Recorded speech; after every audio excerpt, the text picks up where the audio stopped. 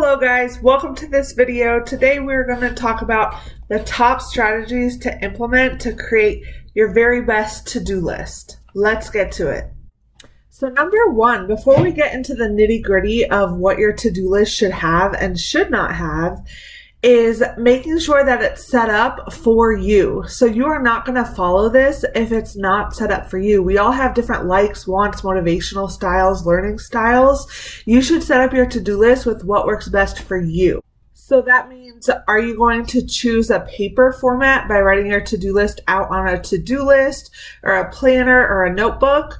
Or are you going to do a digital option by having an app or something on your phone or computer, such as Google Calendar? Either one is perfectly fine, but you need to choose which one is going to work best for you.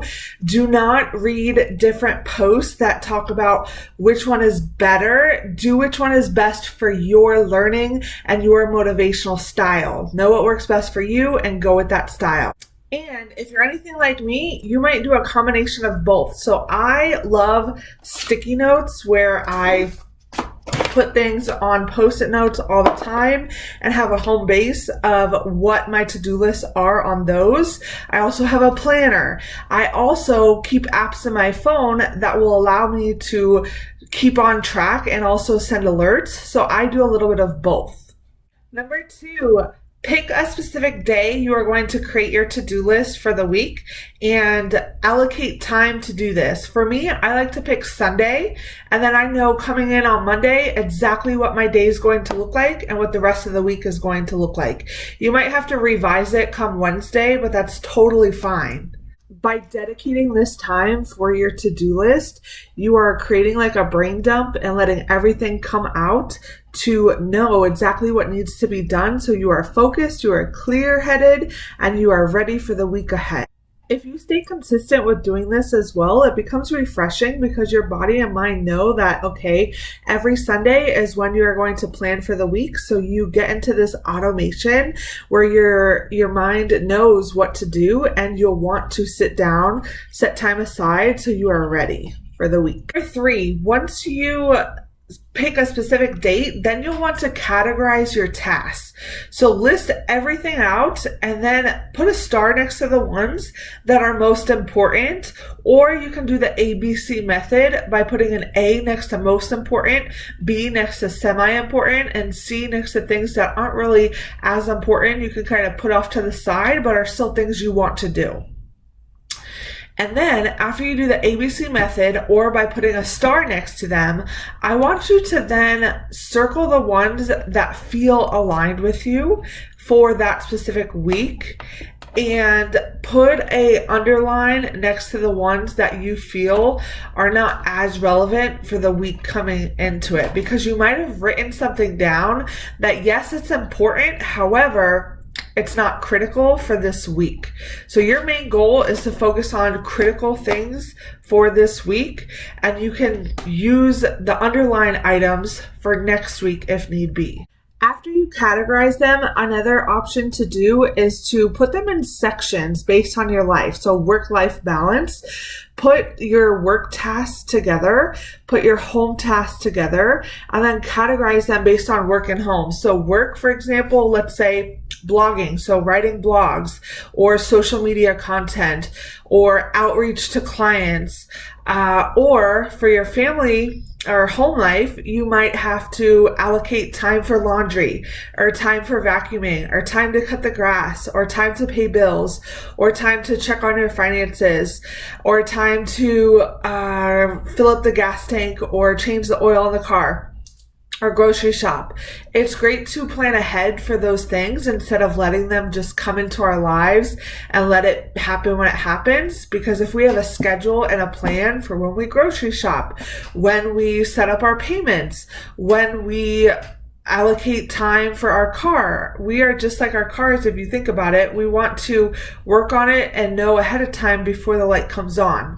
When you categorize tasks, you also want to create batches in your days. So for example, if you are working on blog writing, you will maybe allocate Mondays from 9 a.m. until 12 p.m. on content writing for the blog. And then on Tuesdays is when you would post the blog and do social media content around that. So creating your Pinterest or your Instagram or your Facebook. Or you might want to pick one day for Facebook, one day for Pinterest, one day for Instagram, one day for LinkedIn, one day for YouTube. Instead of creating one day where you're switching gears for all these different tasks, because if you're switching tasks in one given time frame, you're not using the best of your time. Plus, your brain goes in decision fatigue and you have to switch gears and it just takes up too much brain power. It's better when you batch work because you get to enter a state of flow.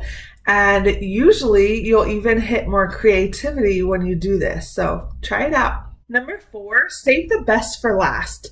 And what I mean by this is get the most critical, harder tasks done first, and then do the leisurely things that you want to do later on. Because if you remember the book, Eat That Frog, if you get those things done first, you won't be thinking about them in the back of your head. You'll get them done. And then you can focus on the things that you want to do that are more fun and juicy and creative. Number 5, have a home base for your to-do lists. So whether you use digital lists or you use physical lists, if you are somebody that uses like the Post-it notes, I have a little area like this that I put all of my notes in. So it's a home base.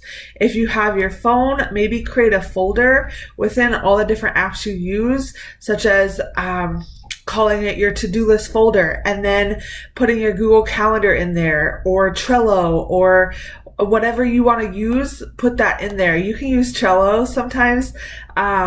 Instead of for CRM, you can use it to put in your tasks if you want to, and personalize it for yourself. So there's a lot of different tools and techniques out there. Again, use what's best for you. Number 5, you want to have a home base. So keep it organized. If you had it all over the place, all of this does not mean anything if you can't find what you need to work on. So you need a home base for where your items are going to be. 6, add color. So color coordinate your tasks based on the categories you have. Make it fun, whether it's digital or physical. You can add some colors there. But I will say, be cautious with how much color you use because you don't want to overwhelm yourself.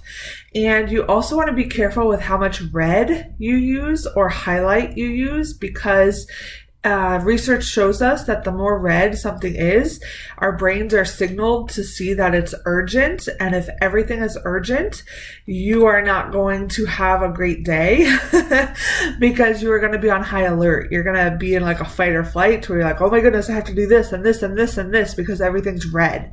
But if it's not urgent, I suggest not putting everything in red, only maybe 1 or 2 tasks in red, and everything else can be in black or purple or whatever color you would prefer. Number 7, have fun with it. I like to revert back to a childlike spirit. Add stickers to it. So if you are doing a physical journal or to-do list, get a notebook of stickers and just add a sticker next to the task you complete. Or if you completed all the tasks for one given day, go ahead and give yourself a round of applause and give yourself a sticker.